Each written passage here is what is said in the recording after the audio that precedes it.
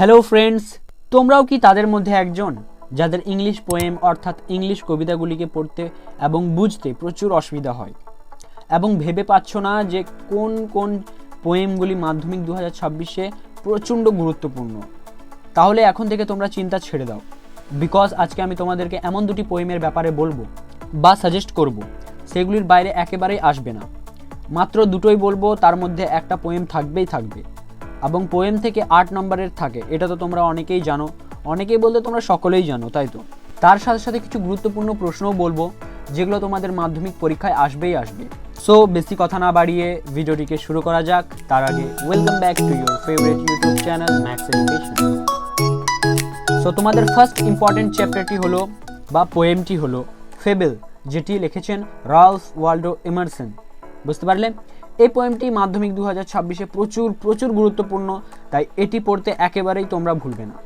ওকে, so এখান থেকে কিছু গুরুত্বপূর্ণ প্রশ্ন হলো, ফার্স্ট প্রশ্নটি হলো তোমাদের, who had a quarrel with the squirrel, মানে কাঠবিড়ালির সঙ্গে কার ঝগড়া ছিল। ওকে, সেকেন্ড কোয়েশ্চেন হলো, what is not a disgrace to the squirrel, কাঠবিড়ালির কাছে কোনটি লজ্জাজনক নয়।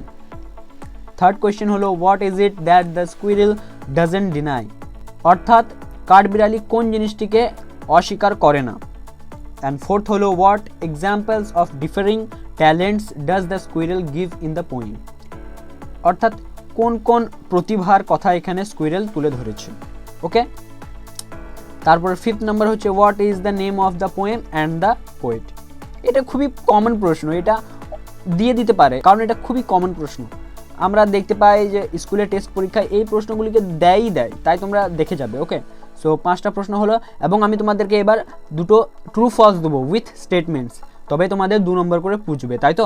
সো ফার্স্ট ট্রু ফলস হচ্ছে তোমাদের, the mountain called the squirrel little bun, এটা তো একবারে ট্রু।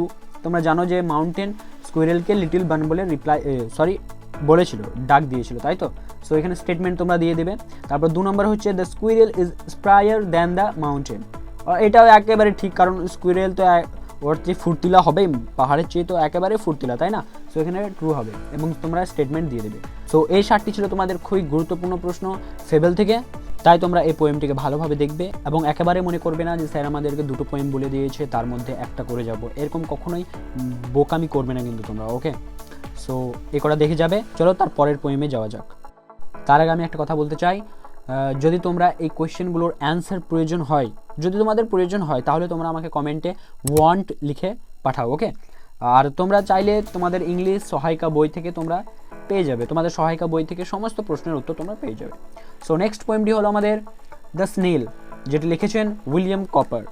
ওকে, সো এই চ্যাপ্টারটি মার্ক করে রাখো, কারণ আমার রিসার্চ অনুযায়ী এটা 90% আসার চান্স রয়েছে। আন্ডারস্ট্যান্ড? সো এবার আমরা ইম্পর্টেন্ট কোয়েশ্চেনগুলোকে দেখে নেব।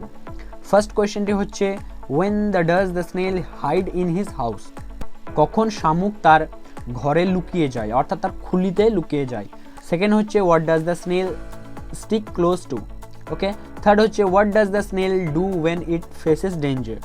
ফোর্থ নাম্বার হচ্ছে, what is the name of the poem and the poet। And fifth হচ্ছে, what do you know about the house of the snail। তারপর সিক্সথ হচ্ছে, what makes the snail well satisfied। তারপরে 7 নম্বরে হচ্ছে, what happens of the snail horns when slightly touched। ওকে, তারপর 8 নম্বরে হচ্ছে, why does the snail have no fear of falling। Okay, so এগুলোই ছিল তোমাদের দুটি সাজেস্টেড পোয়েম, এখান থেকে একটা চলে আসবে একেবারে গ্যারেন্টি। বাট আমি তোমাদেরকে আরেকটা কথা বলতে চাই যে তোমরা এবার জীবনের প্রথম পরীক্ষা দিতে চলেছো মাধ্যমিক, মাইন্ড ইট। ওকে, তার জন্য বলছি, যদি পারো তাহলে তোমরা মাই ওন ট্রু ফ্যামিলিটা দেখে যেও, যদিও এটা আসার চান্স একেবারেই নেই, যেটা টেড হিউজেস লিখেছে। ওকে, সো তোমরা একবার দেখে যেতে পারো, কারণ এই পোয়েমটিকে যদি দেখে যাও তাহলে রিস্ক ফ্রি হয়ে থাকবে, তোমরা কোনো রিস্ক থাকবে না। বুঝতে পারলে? সো কারণ যদিও এটা মাধ্যমিক, তাই কোনো রিস্ক না নেওয়াটাই ভালো। সো আশা করি এই ভিডিওটি তোমাদেরকে ভালো লেগেছে।